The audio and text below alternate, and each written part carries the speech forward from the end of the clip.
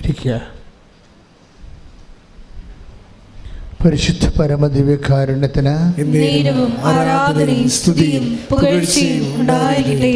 പരിശുദ്ധ പരമദിവ്യകാരുണ്യത്തിന്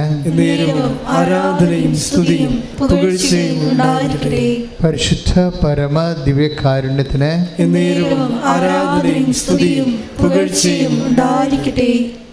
പ്രിയമുള്ളവരെ, നമ്മൾ ഉടമ്പടി ധ്യാനം എല്ലാ ചൊവ്വാഴ്ചയും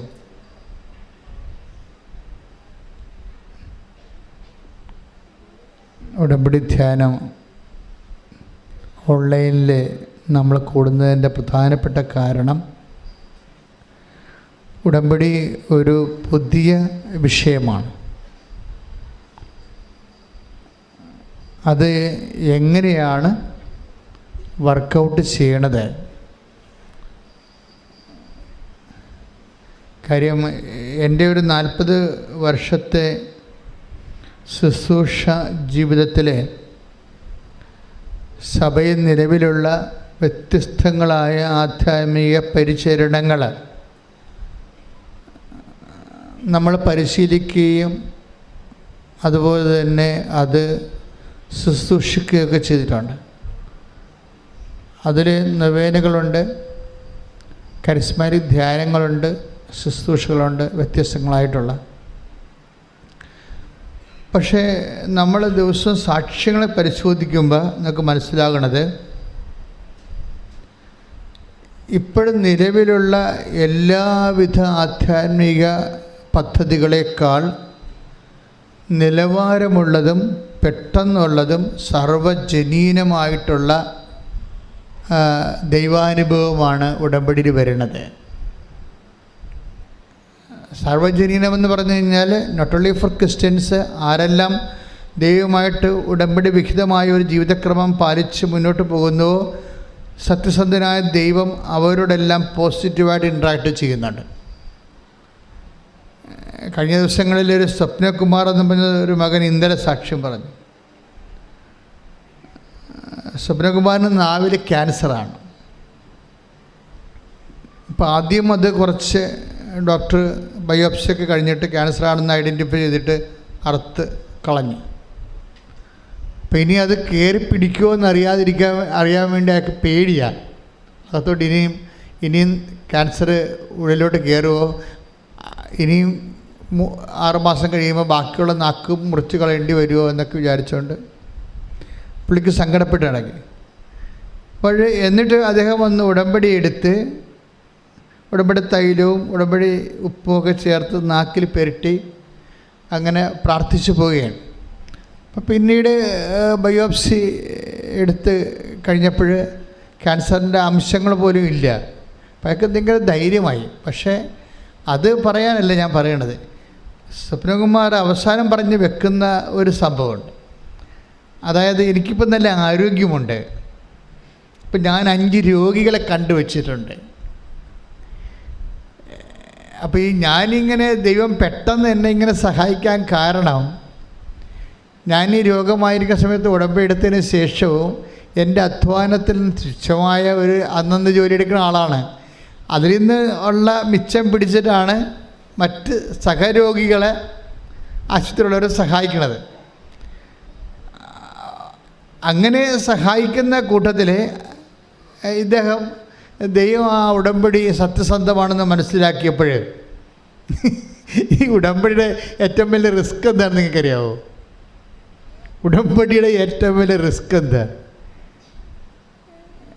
നമ്മുടെ ഉടമ്പടി സത്യസന്ധമാണെന്ന് ദൈവത്തിന് തോന്നണം. അതാണ് എൻ്റെ റിസ്ക്. ഉടമ്പടിയിൽ ഒരു റിസ്ക്കേ ഉള്ളൂ. അത് നമ്മുടെ ഉടമ്പടി നമ്മൾ ദൈവത്തോട് എടുത്തിരിക്കുന്ന ഈ ബയലാറ്ററൽ ഉഭയകക്ഷി എഗ്രിമെൻ്റ് സത്യസന്ധമാണെന്ന് ദൈവത്തിന് തോന്നണം. അതൊരു വല്ലാത്ത കടമ്പയാണ്. അതായത്, എനിക്ക് ഒരു സ്റ്റാറ്റിസ്റ്റിക്സ് നോക്കിയാൽ ഇന്നലെയൊക്കെ 820 പേര് ഉടമ്പടി എടുത്തിട്ടുണ്ട്. അപ്പോൾ എനിക്ക് ഈ ആളെ കൂടുമ്പോൾ എല്ലാവരും ദൈവത്തിൻ്റെ വഴികളിലേക്ക് വരുന്നതിലും സന്തോഷമേ ഉള്ളൂ. പക്ഷേ എൻ്റെ മനസ്സിൽ ഉടനെ ഒരു ദുഃഖം ഉണ്ടാവും. കാര്യം കഥ അറിഞ്ഞിട്ടാണ് ഈ ആട്ടം കാണുന്നതെന്ന്. ഓരോരുത്തർക്കും ഓരോ കാര്യം ഇങ്ങനെ അവർക്ക് കിട്ടിയ അനുഭവങ്ങളൊക്കെ പറയുമ്പോൾ നിങ്ങൾക്ക് ഒരു ബുദ്ധി തോന്നി കമ്പം കയറി വന്ന് ഉടമ്പടി എടുക്കും. എന്നിട്ട് ഈ ഉടമ്പടിയോട് എങ്ങനെയാണ് ടെക്നിക്കലി ഇൻട്രാക്ട് ചെയ്യേണ്ടതെന്ന് അറിയത്തില്ല. നേർച്ച വസ്തുക്കളൊക്കെ സാങ്കേതികമായിട്ട് ഉപയോഗിക്കും. ഈ സാങ്കേതികമായിട്ട് ഉപയോഗിച്ചാൽ നേർച്ച വസ്തുക്കൾ വർക്കൗട്ട് ചെയ്യത്തില്ല. നേർച്ച വസ്തുക്കളിലേക്ക് വരേണ്ടത് എന്താണ്? അതൊരു നേർച്ച വസ്തുക്കൾ ആസച്ച് അതൊരു മീഡിയം മാത്രമാണ്. അതെപ്പോഴും നമ്മൾ ടെക്നിക്ക് അറിയണം. നേർച്ച വസ്തു എന്ന് പറയുന്നത് ഒരു മാധ്യമം മാത്രമാണ് ദൈവത്തിനെ നമ്മുടെ ജീവിതത്തിൽ പ്രവർത്തിക്കാൻ ബൈബിൾ അംഗീകരിച്ചിട്ടുള്ള, ബൈബിൾ ഉപയോഗിച്ചിട്ടുള്ള. കൃപാസനം പുതിയ നേർച്ച വസ്തുക്കളൊന്നും ഇറക്കിയിട്ടില്ല. ബൈബിൾ ഉപയോഗിച്ചിട്ടുള്ള നേർച്ച വസ്തുക്കളാണ് ജന്മാന്തരങ്ങളിലൂടെ ദൈവജനത്തിന് സൗഖ്യവും ശക്തിയും കൊടുക്കാൻ വേണ്ടി ദൈവം തൻ്റെ ജനവുമായിട്ടുള്ള യാത്രയിൽ ഉപയോഗിച്ചിട്ടുള്ള വസ്തുക്കളാണ് ഉപ്പ്, അതുപോലെ തന്നെ തൈലം. അതെല്ലാം ദൈവം ഉപയോഗിച്ചതാണ്. ദൈവം ഉപയോഗിച്ച ആ നേർച്ച വസ്തുക്കളെ ആർക്ക് വേണമെങ്കിലും ദൈവനാമത്തിൽ ഉപയോഗിക്കാം. പക്ഷെ ദൈവനാമത്തിൽ ഉപയോഗിക്കുമ്പോൾ ദൈവനാമത്തിൽ ആർക്ക് വേണമെങ്കിലും ഉപയോഗിക്കാം. പക്ഷെ ദൈവനാമത്തിൽ ഉപയോഗിക്കുമ്പോൾ ഉണ്ടാകുന്നൊരു പ്രശ്നമുണ്ട്. അതറിഞ്ഞിരുന്ന നേർച്ച വസ്തുക്കൾ പെട്ടെന്ന് വർക്കൗട്ട് ചെയ്യും. ദൈവനാമത്തിലാണ് എല്ലാം ഉപയോഗിക്കുന്നത്. പ്രത്യേകിച്ച് ക്രിസ്തുവിൻ്റെ നാമത്തിലാണ്. ക്രിസ്ത്യൻ പറയാനെല്ലാം പോണത് ക്രിസ്തുവിൻ്റെ നാമത്തിലാണ്. ഇതെല്ലാം ബ്ലെസ് ചെയ്തിരിക്കുന്നതും ക്രിസ്തുവിൻ്റെ നാമത്തിലാണ്. നിങ്ങളത് ഉപയോഗിക്കണം ക്രിസ്തുവിൻ്റെ നാമത്തിലാണ്. പക്ഷെ ദൈവനാമത്തിൽ ഒരു ഉപയോഗിക്കുമ്പോൾ അതിന് വരുന്ന റിസ്ക് ഉണ്ട്. ഉടമ്പടിക്കുള്ള റിസ്ക് പോലെ ദൈവത്തിൻ്റെ മുമ്പിൽ നിങ്ങൾ ഉടമ്പടി എടുക്കുമ്പോൾ നിങ്ങൾ ഉടമ്പടിയിൽ സത്യസന്ധമായിട്ട് ദൈവത്തിനത് സത്യസന്ധമായിട്ട് തോന്നണം. അതാണ് ഉടമ്പടി റിസ്ക്. നേർച്ച വസ്തുക്കൾ ഉപയോഗിക്കുമ്പോൾ റിസ്ക് ഉണ്ട്. നമ്മൾ ദൈവനാമത്തിലാണ് ഇത് ഉപയോഗിക്കുന്നത്, വിശ്വാസപ്രമാണം ശരിയാണ് ഉപയോഗിക്കുന്നത്. അപ്പോൾ അത് ഓട്ടോമാറ്റിക്കായിട്ട് സാങ്കേതികമായിട്ട് വർക്കൗട്ട് ചെയ്യേണ്ടതാണ്. പക്ഷെ ചിലർക്ക് വർക്ക് ചെയ്യും, ചിലർക്ക് വർക്കൗട്ട് ചെയ്യത്തില്ല. അതിൻ്റെ കാരണം എന്ന് വെച്ചാൽ ദൈവനാമത്തിൽ ഉപയോഗിക്കുന്ന ഒരാൾ, ഇപ്പം നിങ്ങൾ ഉദാഹരണത്തിന് നിങ്ങൾ ദൈവനാമത്തിലൊരു വസ്തു ഉപയോഗിക്കുമ്പോൾ അവിടെ വിശ്വാസം മാത്രം പോരാ, പിന്നെന്ത് വേണം? സ്നേഹം, ദൈവത്തോട് സ്നേഹം കൂടി വേണം.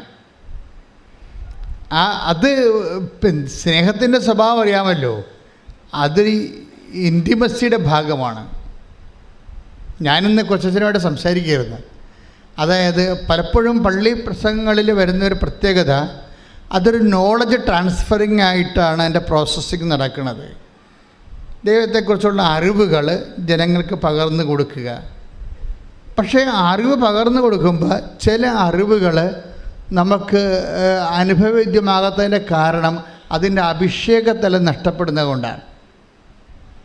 അറിവ് പകർന്നു കൊടുക്കുമ്പോൾ അതിൻ്റെ ജീവനെന്ന് പറയണത് അതിൻ്റെ അഭിഷേകമാണ്. അഭിഷേകമില്ലാത്ത അറിവുകൾ സാങ്കേതിക ജ്ഞാനമാണ്, വർക്കൗട്ട് ചെയ്യത്തില്ല. അപ്പോൾ എപ്പോഴും എൻ്റെ മക്കൾ, ഞങ്ങൾ ഉടമ്പടി പ്രകാരം നിങ്ങൾക്ക് തരുന്ന ഫോർമുലയിൽ നിങ്ങൾ ഓട്ടോമാറ്റിക്കായിട്ട് ദൈവമായിട്ടൊരു ഇൻറ്റിമസി കീപ്പ് ചെയ്യാൻ വേണ്ടി നിർദ്ദേശങ്ങൾ, ഉപദേശങ്ങൾ, പ്രബോധനങ്ങൾ നൽകുന്നുണ്ട്. അതിനാണ് ചൊവ്വാഴ്ച ധ്യാനം വെച്ചിരിക്കുന്നത്. മനസ്സിലായ? ഇപ്പം നിങ്ങൾ രോഗികളെ ശുശ്രൂഷിക്കുന്നു. ഇപ്പോൾ സ്വപ്നകുമാറിന് എന്താ പറഞ്ഞിരിക്കണത്? അവസാനം പറഞ്ഞ സാക്ഷ്യം നിർത്തിയത് എന്താണ്? ഞാനിപ്പോൾ ആരോഗ്യമുണ്ട്, ഞാൻ 1 മാസം പണിക്ക് പോയി കഴിഞ്ഞാൽ എനിക്ക് 5 രോഗികളെ ശുശ്രൂഷിക്കാനുണ്ട്. അതാണ് വിഷയം. നേരത്തെ അദ്ദേഹത്തിന് രോഗിയായിരുന്ന കാലത്ത് രോഗികളെ ശുശ്രൂഷിക്കുമായിരുന്നു. ഇപ്പോഴദ്ദേഹം എന്താ പറയണത്? ഇപ്പം എനിക്ക് ആരോഗ്യമുണ്ട്, ഞാൻ 5 രോഗികളെ കണ്ടുവച്ചിട്ടുണ്ടെന്നാണ്. എന്തിനാണ്? അവരെ ശുശ്രൂഷിക്കാൻ. പണം കൊടുത്ത്. ഇല്ലാത്ത ഒരു കൂലിപ്പണിക്കാരനാണ്. അവന് കിട്ടിയതിൽ നിന്ന് ആണ് അവൻ കൊടുക്കേണ്ടത്. നിങ്ങളൊരു കാര്യം മനസ്സിലാക്കണം. സ്വപ്നകുമാർ ഒരു ക്രിസ്ത്യാനിയാണെന്ന് എനിക്ക് തോന്നുന്നില്ല. പക്ഷെ ക്രിസ്ത്യാനിയുടെ ഉടമ്പടി എടുത്തിട്ടുണ്ട്. അർത്ഥയ്ക്കുപ്പതേക്കാതെ ഇപ്പോഴും പ്രത്യക്ഷീകരണ പ്രാർത്ഥന ചൊല്ലിയിരിക്കുന്നുണ്ട്. ഇങ്ങനെയുള്ളവരെ കാണ്ടാമൃഗങ്ങൾ ഈ പേര് സൂക്ഷിച്ച് ദൈവത്തിന് പണിയും കൊടുത്ത് ജീവിക്കുന്നുണ്ട്. ഇതിനത് വല്ല വിഷയമെന്ന് പറഞ്ഞത് you are Christian or not, അതൊന്നും ദൈവത്തിനൊരു ഉടമ്പടി പ്രശ്നമല്ല. ഉടമ്പടിയിലെന്ന് പറഞ്ഞാൽ സത്യസന്ധമായിട്ട് ആരാണ് ദൈവത്തെ ആത്മാർത്ഥമായിട്ട് സ്നേഹിക്കണത്. അതുകൊണ്ടല്ലേ ആ മനുഷ്യൻ ക്യാൻസറായിട്ട് കിടന്നിട്ടും പിന്നെയും പോയി രോഗികളെ കാണുകയും അവർക്ക് വേണ്ട തൻ്റെ കയ്യിലുള്ളത് പങ്കുവെക്കുകയും അവരെ ആശ്വസിപ്പിക്കുകയും ചെയ്തത് എന്തുകൊണ്ടാണ്? ദൈവസ്നേഹം കൊണ്ടാണ്. ഇതെന്താ പ്രശ്നം വെച്ച് കഴിഞ്ഞാൽ ഇത് കാലാകാലങ്ങളിൽ തുടരണമെന്ന് ക്രിസ്തു ഉദ്ദേശിക്കുന്നുണ്ട്. കർത്താവിൻ്റെ കാലത്തുണ്ടായിരുന്നു. ഞാൻ കഴിഞ്ഞ പ്രാവശ്യം ധ്യാനിപ്പിച്ചപ്പോൾ എന്താ പറഞ്ഞ് നിർത്തിയത്? പഴയ നിയമ വെളിപാടുകളിലെല്ലാം ദൈവം കാർക്കശ്യക്കാരനാണ്. തിന്മകളുടെ വഴികളിൽ പോകുന്നവരെ ശിക്ഷിക്കുകയും അതേ തന്നെ ശാസിക്കുകയും ചെയ്യും. അത് ദൈവത്തിൻ്റെ റാത്തായിട്ട് വർക്കൗട്ട് ചെയ്യും, ക്രോധമായിട്ട്. എന്നിട്ട് ഈ റാത്ത് തന്നെയാണ് പുതിയ നിയമത്തിൽ ദൈവം കരുണയായിട്ട് മാറ്റണത്. എന്നിട്ട് കർത്താവിൻ്റെ കഥകളിലെല്ലാമേ ആന്തരികമായ ചൈതന്യം എന്ന് പറയുന്നത് കരുണയാണ്. ഈ കരുണ എന്ന് പറയണത് നല്ല സമരിയക്കാരൻ്റെ കഥയിൽ അവസാനിക്കാനുള്ളതല്ല. നിത്യജീവൻ പ്രാപിക്കാൻ ഞാൻ എന്ത് ചെയ്യണമെന്ന് ചോദിച്ചപ്പോൾ യേശു നിയമജ്ഞനോട് മറുചോദ്യം ചോദിച്ചു, നിയമത്തിൽ എന്ത് എഴുതിയിരിക്കുന്നു? അവൻ പറഞ്ഞു, നിന്നെ എല്ലാത്തിനും ദൈവത്തെ സ്നേഹിക്കുക, നിന്നെപ്പോലെ നിൻ്റെ അയൽക്കാരനെ സ്നേഹിക്കുക. അപ്പോൾ നിയമജ്ഞൻ തിരിച്ചു പറഞ്ഞു, ഞാനിതെല്ലാം നേരത്തെ ചെയ്യുന്നുണ്ട്. അപ്പോഴേ പറഞ്ഞ് അയൽക്കാരനെ സ്നേഹിക്കാൻ പറഞ്ഞപ്പോൾ പുള്ളിക്കൊരു സംശയം തോന്നി. കാര്യം ഈ സ്നേഹത്തിൻ്റെ കാര്യത്തിൽ എപ്പോഴും ഒരു കൺഫ്യൂഷനാണ്. ചിലർക്ക് അയൽക്കാരെന്ന് പറയണത് അവരുടെ മതത്തിൽപ്പെട്ട ആൾക്കാർ മാത്രമാണ്. അവിടെയാണല്ല പ്രശ്നം. കർത്താവ് അത് തിരുത്തനുണ്ട്. ചിലർക്ക് അയൽക്കാരെന്ന് പറയണത് അവരുടെ മതത്തിൽപ്പെട്ട ആൾക്കാർ, അവരുടെ കുടുംബത്തിൽപ്പെട്ടവർ. അത് ശരിക്കും പറഞ്ഞാൽ ഇപ്പോൾ ഈ മധ്യപൂർവ്വ ദേശങ്ങളിലും യഹൂദനായാലും അല്ലാത്തവർക്കായാലും അവരുടെ ഓൾഡ് കൺസെപ്റ്റ് എന്ന് പറയുന്നത് അയൽക്കാർ, സ്നേഹിതരെന്നൊക്കെ പറഞ്ഞത് അവരുടെ വർഗത്തിലും കുടുംബത്തിലും പെട്ട ആൾക്കാരാണ്. ഇതുകൊണ്ടാണ് കർത്താവ് സമരിയക്കാരനെ പുറത്തുനിന്ന് കൊണ്ടുവന്നത്.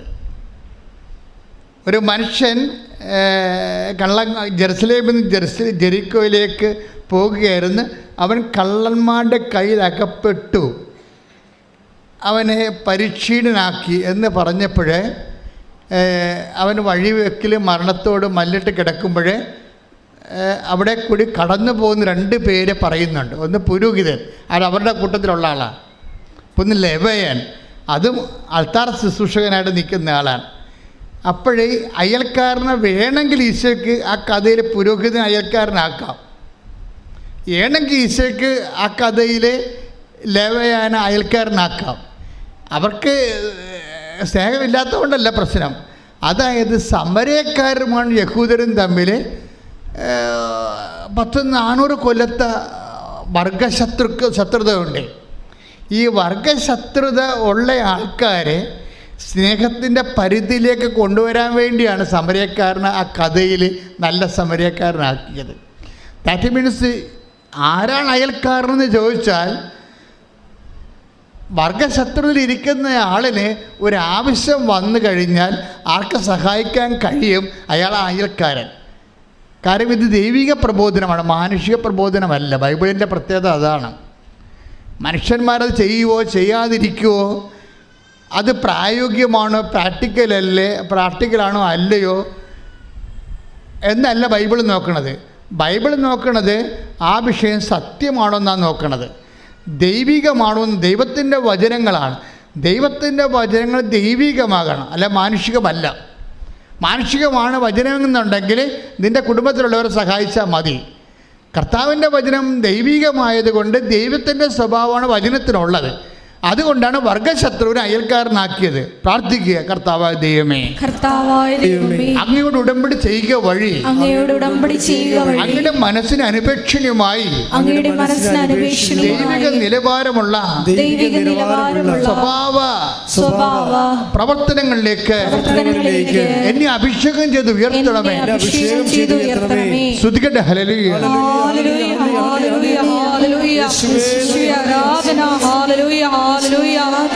സ്വപ്നകുമാരൻ പറയണത്, ഞാൻ ഇനി 5 രോഗികളെ കൂടി ശുശ്രൂഷിക്കുമെന്ന് പറയുമ്പോൾ അദ്ദേഹത്തിൻ്റെ ശുശ്രൂഷയും പരസ്നേഹവും വർദ്ധിച്ചു. അപ്പോൾ എൻ്റെ അർത്ഥം ദൈവ പൈതലായി. ശുശ്രൂഷയും പരസ്നേഹവും ഒരു വ്യക്തിയെ വർദ്ധിച്ചാൽ ദൈവത്തിൻ്റെ വചനങ്ങൾ ആ വ്യക്തി സ്വാംശീകരിച്ചെന്നല്ല എൻ്റെ അർത്ഥം. ദൈവത്തിൻ്റെ വചനങ്ങൾ ഒരു വ്യക്തി സ്വാംശീകരിച്ച് കഴിഞ്ഞാൽ ആ വ്യക്തി ദൈവ പൈതലായി മാറി. ദൈവ പൈതലായി. ഒന്ന് പ്രാർത്ഥിച്ച്, കർത്താവേ, ദൈവത്തിൻ്റെ വചനം ചെയ്യാൻ റിസ്ക് ആണെങ്കിലും ദൈവസ്നേഹത്തോടെ ഏറ്റെടുത്ത് നിവൃത്തിയാക്കി ദൈവ പൈതലായി ഉടമ്പടിയിലൂടെ എന്നെ ഉയർത്തുന്നതിന് ഞാൻ എനിക്ക് നന്ദി പറയുന്നു. എന്നെ കൃപയിൽ നിലനിർത്തണമേ, എന്നെ കൃപയിൽ നിലനിർത്തണമേ.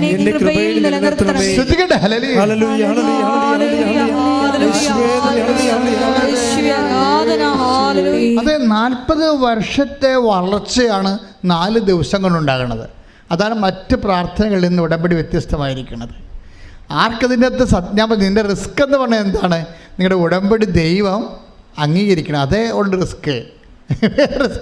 ഉടമ്പടി ആകെപ്പാടുള്ള സിമ്പിൾ റിസ്ക്കേ ഉള്ളൂ.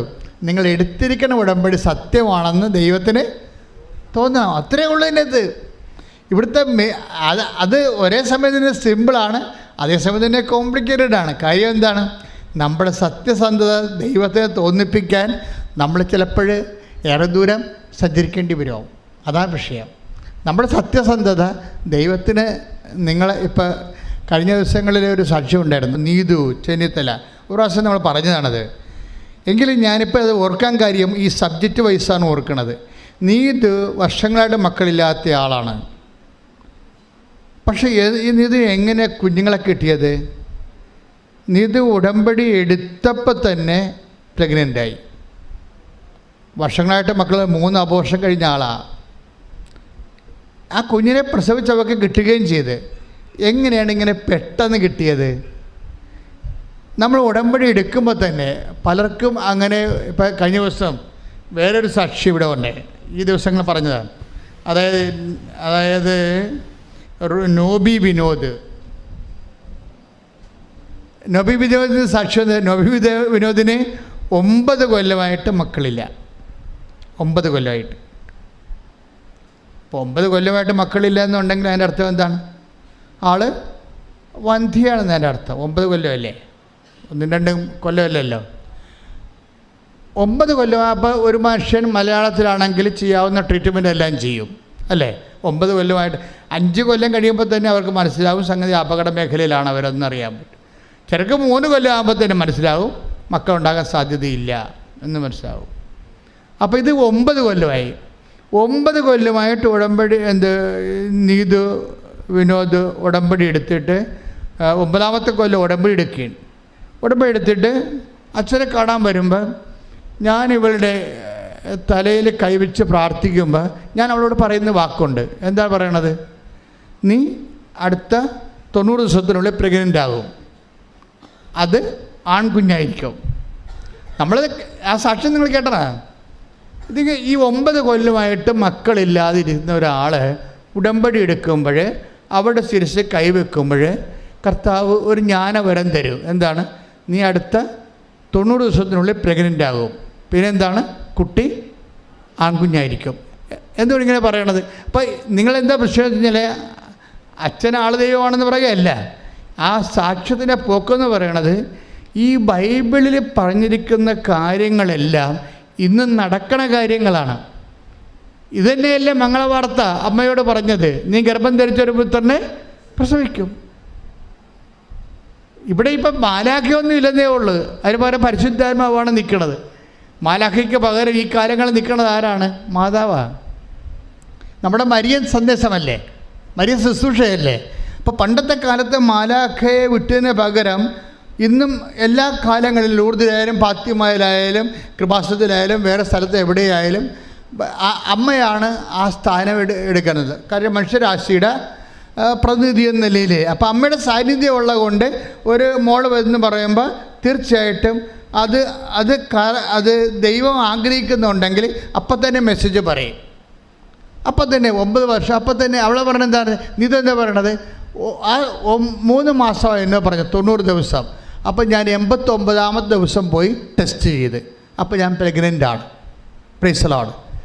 10 മാസം കഴിഞ്ഞ് പ്രസവിച്ചപ്പോൾ അത് ഈ അൾത്താറയിൽ അമ്മ പറഞ്ഞ പോലെ തന്നെ അത് ആൺകുഞ്ഞാണ്. എന്തുകൊണ്ടാണ് ഇങ്ങനെ നമ്മൾ വല്ലതും സ്കാൻ ചെയ്തിട്ട് പറയണതാണ്? അല്ല, സ്കാൻ ചെയ്തിട്ട് പറയണതല്ല. അതായത് ഇപ്പോൾ ഒരു സ്കാൻ ചെയ്യണമെങ്കിൽ എന്ത് വേണം? വയറ്റിൽ കുഞ്ഞ് വേണ്ടേ? ഇത് വയറ്റിൽ കുഞ്ഞില്ലല്ലോ. ഇല്ലാതല്ലേ ഒരാളെ കാണുമ്പോൾ തന്നെ പറയണത് എന്താ? അതൊരു ആധ്യാത്മികമായ സ്കാനിങ്. അത് പരിശുദ്ധാത്മാവിൻ്റെ പ്രവർത്തനം എന്ന് പറയണത്. അപ്പോൾ ഇതൊന്നും നമ്മൾ വിശ്വസിക്കുന്ന നിങ്ങൾക്ക് ഓർക്കേണ്ട ഒരു കാര്യമുണ്ട്. മനുഷ്യൻ്റെ എല്ലാ ജീവിത പ്രശ്നങ്ങളിലും ദൈവം നേരിട്ട് ഇടപെടുകയാണ്. അതുകൊണ്ട് തന്നെ എപ്പോഴും നമ്മുടെ മുമ്പിലുള്ള മറ്റൊരു റിസ്ക് എന്താണ്? ഈ നിങ്ങളീ പൊട്ടക്കണൻ്റെ മാവിട്ട് അറിയണ പോലെ ഒക്കട്ടെ എന്നൊക്കെ പറഞ്ഞ രീതിയിൽ അംബിഗസ് ആയിട്ട് ഈ ഉടമ്പടിയെ എടുക്കരുത്. ഉടമ്പടിയെ ഷാർപ്പായിട്ട്. എന്തുകൊണ്ടാണ് സ്വപ്നകുമാരൻ ക്യാൻസറായി കിടക്കുമ്പോഴും ആ മനുഷ്യൻ എന്തുകൊണ്ടാണ് സൽപ്രവൃത്തികൾ ചെയ്യണത്? അയാൾക്ക് ബോധ്യമുണ്ട്. എന്താണ്? എന്നെ കർത്താവ് സുഖപ്പെടുത്തുമെന്ന്. ആ ബോധ്യമുണ്ട്. അപ്പോൾ ആ ബോധ്യം, ആന്തരിക ബോധ്യം ആര് കൊടുത്തതാണ്? ദൈവം കൊടുക്കണ ബോധ്യമാണ്. പരിശുദ്ധാത്മാവിൻ്റെ വരങ്ങളിലൊന്നാണ് ബോധ്യം. അറിവിനോട് ബന്ധപ്പെട്ട് വരുന്നതാണ്. അറിവ്, അനുഭവം, ബോധ്യം, സാക്ഷ്യം, വേദസാക്ഷ്യം, രക്തസാക്ഷ്യം, അങ്ങനെ പോകണം. എൻ്റെ ജനറേ അതാണ്. അപ്പോൾ അദ്ദേഹത്തിന് ആത്മാവിൽ പൂരിതമായപ്പോൾ അദ്ദേഹത്തിന് തോന്നി കർത്താവിനെ സുഖപ്പെടുത്തും. കർത്താവിനെ സുഖപ്പെടുത്തുമെന്ന് നമുക്ക് തോന്നണതിന് 2 കാര്യങ്ങൾ മതി. ഒന്ന് സത്യസന്ധത, മറ്റൊന്ന് ദൈവസ്നേഹം.